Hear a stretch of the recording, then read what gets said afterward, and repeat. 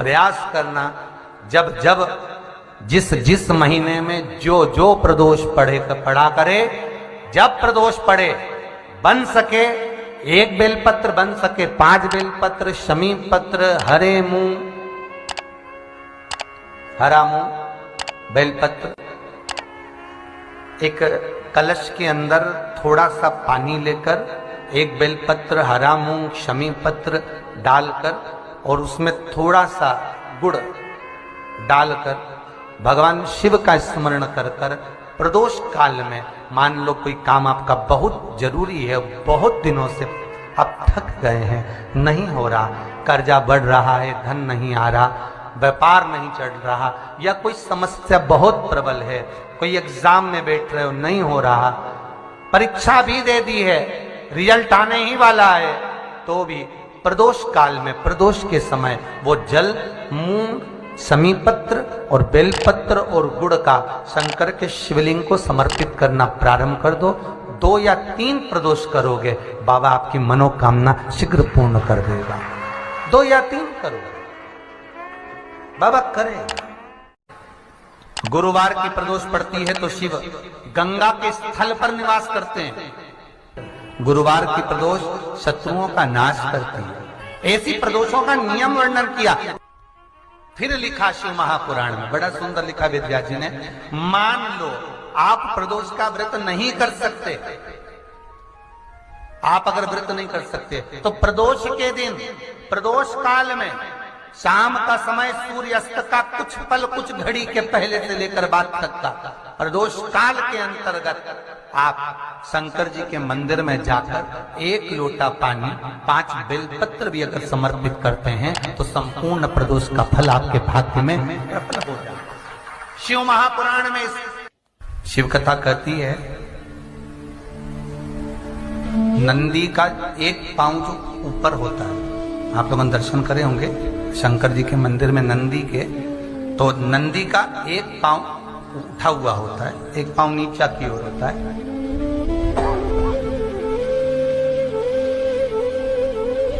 शिव पुराण की कथा कहती है, मान लो कोई हड्डी से जुड़ा हुआ रोग,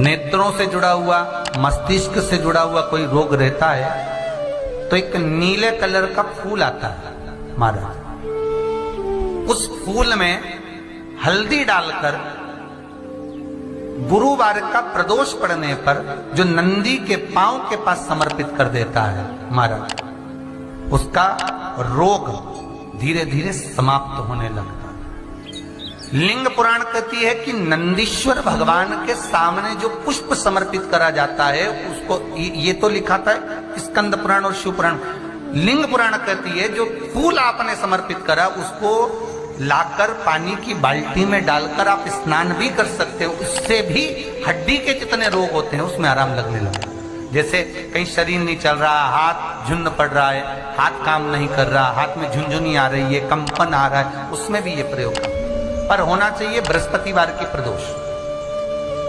कौन से वार की? बृहस्पतिवार, गुरुवार की प्रदोष। प्रदोष के दिन यदि आपको कहीं से शमी पत्र मिल जाए,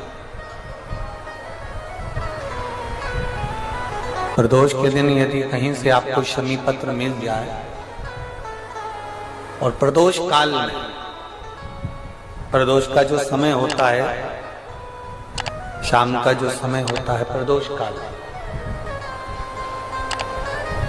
4 प्रदोष, 5 प्रदोष, अगर कोई बीमारी ऐसी हो गई कि वो समाप्त नहीं हो रही, बड़ी बड़ी तकलीफ, मतलब एक बार दवाई अगर चालू हो गई तो दवाई बंद ही नहीं हो रही है, तो उसके लिए आपको 3 जगह पर जल चढ़ाना प्रारंभ कर दो। मात्र 1 हफ्ते से ज्यादा चढ़ाना भी नहीं पड़ेगा। जैसे 1 हफ्ते आप टेबलेट लेते हो, गोली लेते हो, 1 हफ्ते चढ़ाना प्रारंभ कर दो। सबसे पहले बेलपत्री के पेड़ के नीचे क्या करना है, जल का पात्र लेना है, उसमें 2 दाने चावल के डालिए, 2 दाने अक्षत के डालिए। पहले बेलपत्री के पेड़ के नीचे जाओ, वहां जल चढ़ाओ, फिर जाइए पीपल के वृक्ष के नीचे, वहां जल चढ़ाइए। आखिरी में या तो शमी के नीचे या फिर आंवले के नीचे, इन दोनों में से कोई एक वृक्ष जिसके नीचे। पर एक हफ्ते अगर आपने आंवले में चढ़ाया है तो आंवले में ही चढ़ाना, शमी में चढ़ाया है तो शमी में चढ़ाना है। ये बदल के मत चढ़ाना कि आज मैं शमी में चढ़ा देती हूँ कल आंवले में चढ़ा दूंगी, ऐसा नहीं। और ध्यान रखिए एक बात का, कई माताएं क्या करती हैं, पशुपति व्रत करती हैं, तो अभी मैं ये वाले मंदिर में कर लेती हूँ, अगला मैं उस मंदिर में कर लूंगी, अगला मायके में जाके कर लूंगी।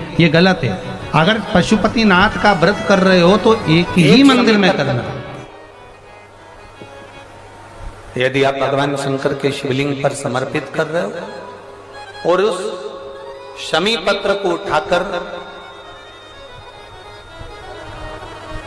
रात्रि को 9:15 की जो एक मुहूर्त होता है, एक समय होता है, जिस समय पर हम अपने मन की बात भगवान शंकर को कहते हैं, पूर्व में भी इसका वर्णन हम कर चुके हैं कथाओं में। उस 9:15 पर वो शमी पत्र को उठाकर एक कागज में, एक कटोरी में उसको रखते हैं। 4 या 5 प्रदोष के उस शमी पत्र को अपने पास में रखिए और जिस कार्य के लिए जा रहे हो उसको जेब में ऊपर के भाग में उसको रखकर लेकर जाइए। आपका वो कार्य सफल होकर ही रहेगा, वो रुक नहीं सकता। वो शमी पत्र में इतना बल होता है, प्रदोष का जो शमी पत्र होता है वो बड़ा बलवान होता है, बड़ा प्रदोष, शिवरात्रि, सोमवार की अष्टमी। प्रदोष भी हर महीने आती है, शिवरात्रि भी हर महीने आती है, सोमवार भी हर महीने 2, 3, 4, 5 पड़ी जाती है। सोमवार की अष्टमी जरूर साल भर में 4 या 5 आती है। सोमवार, प्रदोष, शिवरात्रि, सोमवार की अष्टमी, ये वो तिथियां हैं, ये वो वार हैं। अगर कोई भूल से भी शंकर भगवान के शिवलिंग का निर्माण करता है या अपने घर में रखे हुए शिवलिंग पर शमी पत्र को समर्पित कर देता है तो जिंदगी में उसका बाल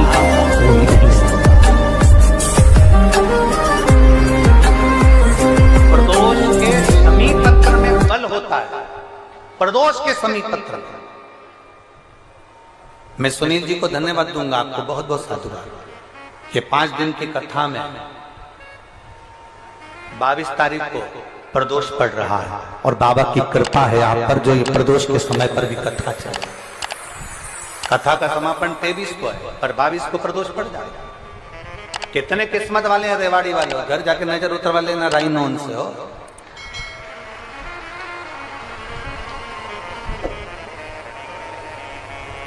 शिव की कृपा कितनी है। जिस प्रदोष व्रत का हम वर्णन करते हैं, जिस प्रदोष के दिन का आपको बधाई कल हमने दी थी कि प्रदोष की आपको बधाई हो। प्रदोष शाम का जो समय होता है, प्रदोष काल जो होता है, उसका वर्णन जब हम करते हैं, ये प्रदोष की पूजन का विधान किसने बनाया, ये प्रदोष की पूजन का नियम किसने बनाया, ये प्रदोष की संध्या काल का, प्रदोष के समय का पूजन का विधान कौन बनाया, ये प्रदोष के समय पर एक बेलपत्र चढ़ाने का विधान किसने बनाया, प्रदोष के समय पर एक समीपत्र चढ़ने का विधान किसने बनाया। प्रदोष के समय पर अगर मान लो कोई भिखारी से भिखारी व्यक्ति भी है जो ठेला चला रहा है, उसके पास में खाने के लिए कुछ नहीं है, फटे कपड़े पहन रहा है, उसकी जिंदगी में कुछ भी नहीं बचा और कर्जे में लदालूम हो गया, एक चावल का दाना अगर वो प्रदोष के दिन, प्रदोष काल में शाम के समय पर शंकर के शिवलिंग पर चढ़ा देता है तो 3 या 4 प्रदोष में उसका कर्जा चूकना प्रारंभ हो जाता है। प्रदोष का विधान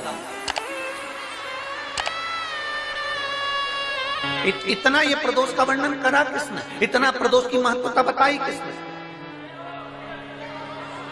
कौन करे इतना वर्णन। अगर प्रदोष की महत्वता बताने वाला कोई है, इसीलिए मेरे शंकर भगवान माता सती को लेकर कुंभज ऋषि के यहाँ, अगस्त ऋषि के यहाँ कथा सुनने के लिए गए थे, क्योंकि उनके बराबर कोई शंकर के महत्व को बता नहीं सकता और प्रदोष के महत्व को नहीं बता सकता। सती मैया को प्रदोष का महत्व बताने के लिए शंकर सती जी को लेकर कुंभज बाबा के यहाँ गए थे, अगस्त ऋषि के, कि प्रदोष के महत्व को तो जानो सती तुम।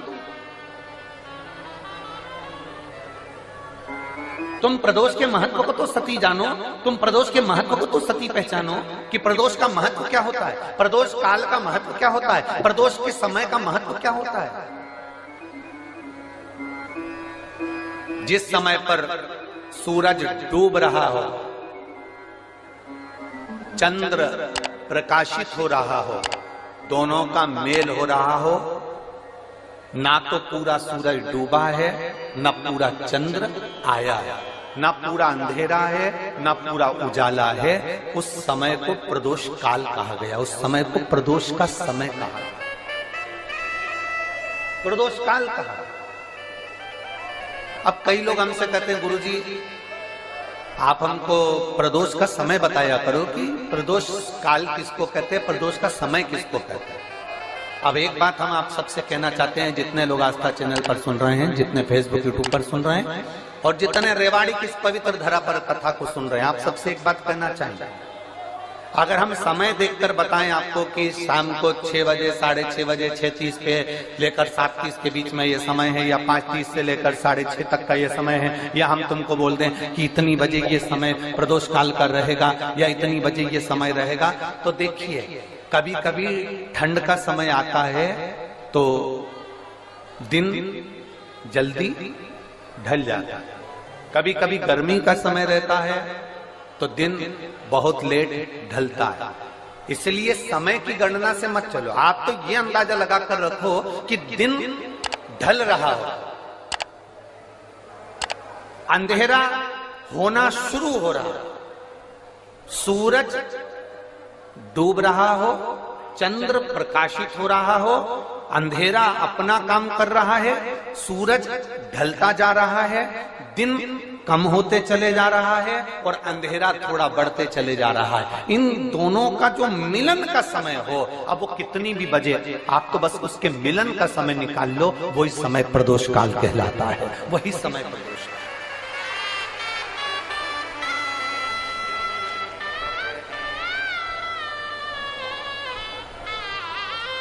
अब प्रदोष काल की पूजन का विधान किसने बनाया, कोई आपसे पूछे तो क्या बताओगे, जम के बोलो जल्दी से, कौन ने बताया था, अगस्त ऋषि। सबसे प्रदोष व्रत का नियम जो आप ले रहे हैं, प्रदोष व्रत को जो आप श्रवण कर रहे हैं उसको जरा ध्यान से सुनिएगा। सबसे पहले स्नान ब्रह्म मुहूर्त का, सुबह का, उसके बाद में फिर आसन पर बैठकर भगवान की भक्ति को धारण करना, शंकर का अनुमोदन करना, शिव भक्ति में डूबे रहना, शंकर का स्मरण करना, शंकर के नाम का स्मरण करते रहना, ये प्रदोष का मूल तत्व। महाराज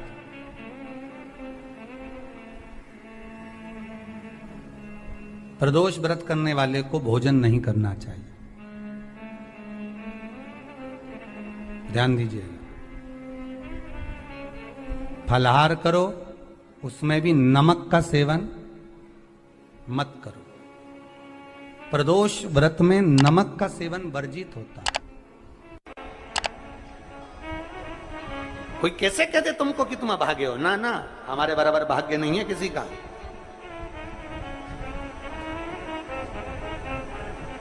तुम्हारी ग्रह खराब है, तुम्हारे ग्रह खराब है। संभेश्वर महादेव का नाम 7 कनेर के पुष्प, कितने 7 कनेर मालूम है, ये रोड पर जो जाते हो डिवाइडर में पीला पीला फूल लंबा, जो कि पशु पक्षी कोई नहीं खाता, जहरीला फूल माना जाता है, कनेर के 7 फूल, एक बेलपत्र। जिस समय पर कनेर का फूल बेलपत्र के साथ चढ़ाया जाएगा तो 7 कनेर के पुष्प सीधी बेलपत्र पर आपको रखना, 2-3 प्रदोष कर कर देखना।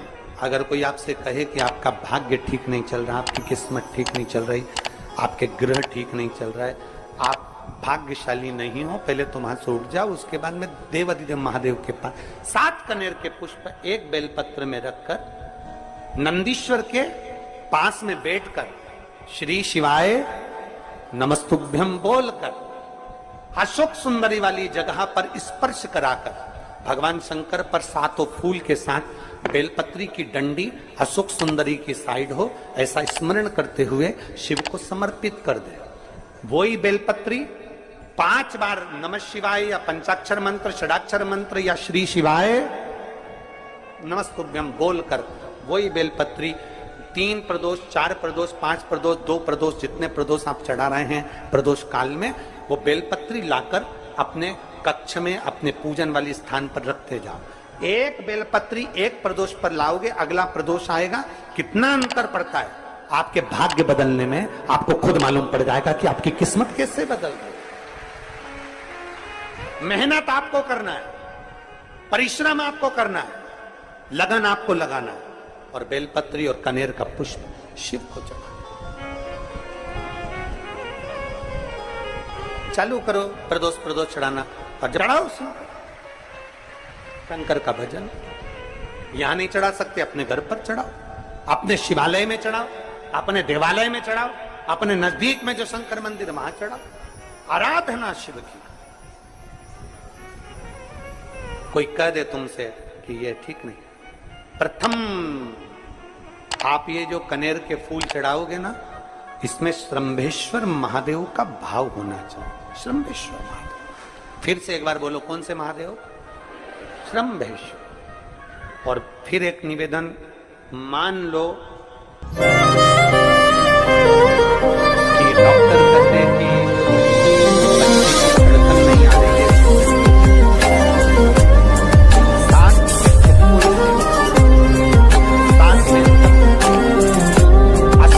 वाली जगह पर एक एक कर बेलपत्र, एक बेलपत्र एक पुष्प अशोक सुंदरी वाली, एक बेलपत्र एक पुष्प अशोक सुंदरी वाली जगह पर चढ़ा दीजिए, और एक बेलपत्र उसमें से एक पुष्प लेकर अपने घर चाहिए, और 15 दिन के बाद वापिस उस बच्चे की सोनोग्राफी जांच डॉक्टर के कहने से कराइए।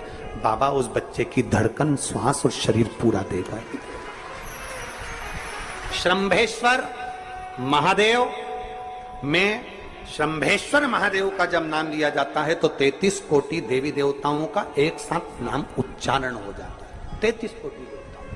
श्रंभेश्वर, बोल श्रंभेश्वर महादेव की जय।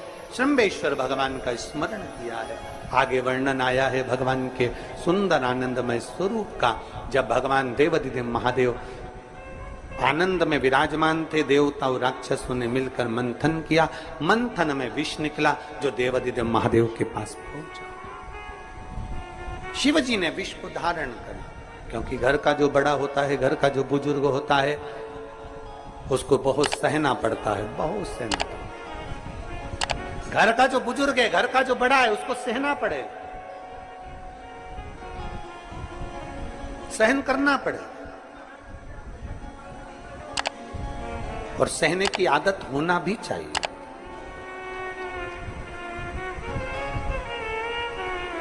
सहने की आदत होना भी चाहिए। सब जैसे तुम्हारे घर में बिजली है, अरे बोलो तो जम के, लाइट बिजली है। प्रत्येक घर में बिजली होती है, तो क्या प्रत्येक घर बिजली घर बन जाता है? जम के बोलो जरा। बिजली घर तो 1 2 कहीं कहीं, बड़ा शहर है तो थोड़े ज्यादा हो सकते, छोटा शहर है, छोटा गांव है तो बिजली घर 1 2। प्रत्येक घर में बिजली होती है, पर सारे घर बिजली घर नहीं कहलाते, बिजली घर नहीं बन जाते। बिजली घर तो कोई सा घर होता है। उसी तरह ढेर सारे तुम्हें कथा करने वाले भी मिलेंगे, ढेर सारे तुम्हें ज्ञान देने वाले भी मिलेंगे, ढेर सारे तुम्हारे पास में, तुम्हें मोबाइल खोलोगे, टीवी खोलोगे तो ढेर सारे महाराज मिलेंगे, पर सब देवाधिदेव महादेव के भक्त नहीं मिल जाते। बड़ा कठिन होता, बहुत कठिन। प्रत्येक घर बिजली घर नहीं होता, उसी तरह घर में रहने वाला प्रत्येक व्यक्ति शंकर का भक्त नहीं होता।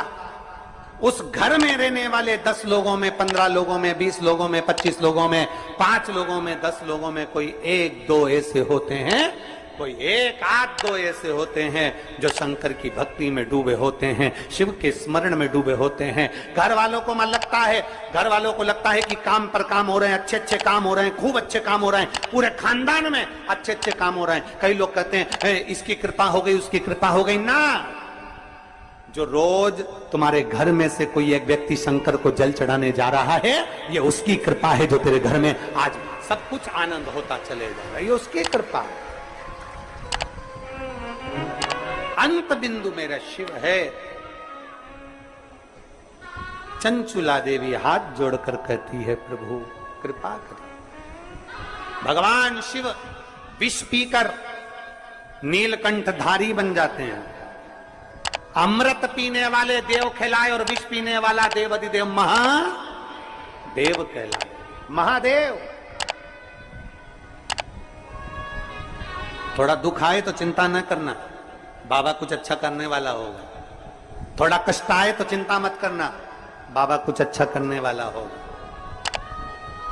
जल्दी से काम नहीं निपटे, बहुत मेहनत करना पड़ रही है। हम 3 बार 4 बार कुबेरेश्वर धाम आ गए, 5 बार आ गए, बाबा कब सुनेगा? चिंता मत करना, फाइल थोड़ी मोटी है, पर थोड़ा समय लगाएगा, करेगा। किसी को खाली नहीं भेजता तो तुम्हें कैसे भेज दे? किसी को नहीं भेजा उसने खाली। ये इतने एक बहन ने तो पूरी डॉक्टरों की 1 2 3 4 5 6 7 फाइल लगाई। 7 डॉक्टरों की, 7 डॉक्टरों की फाइल लगाई है। और सब डॉक्टरों ने कह दिया था कि तेरे घर संतान नहीं होगी, सुख नहीं। फिर भी शिव ने 1 साल नहीं, 2 साल नहीं, 3 साल नहीं, 4 साल नहीं, 5 साल बाद दिया।